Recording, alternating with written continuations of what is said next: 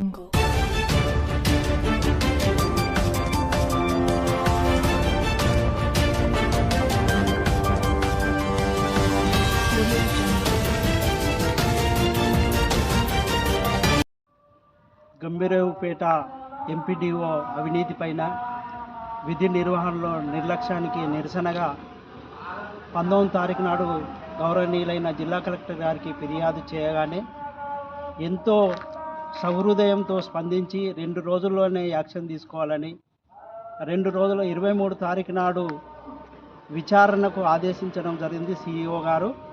మరి ఈరోజు నేను పొద్దున 10 గంటల నుంచి దాదాపు ఇప్పటిదాకా నేను ఉన్నా కానీ సిఇఓ గారికి ఫోన్ చేస్తేనేమో వస్తారు అని కట్ చేయడం జరిగింది.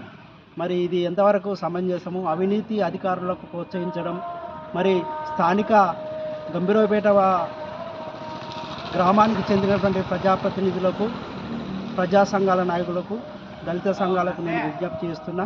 దీన్ని తీవ్రంగా పరిగణించాలని విజ్ఞప్తి చేస్తూనే ఈ అవినీతి అధికారులకు పట్టడానికి సిద్ధం కావాలని కూడా ప్రజలందరికీ కూడా నేను విజ్ఞప్తి చేస్తున్నాను.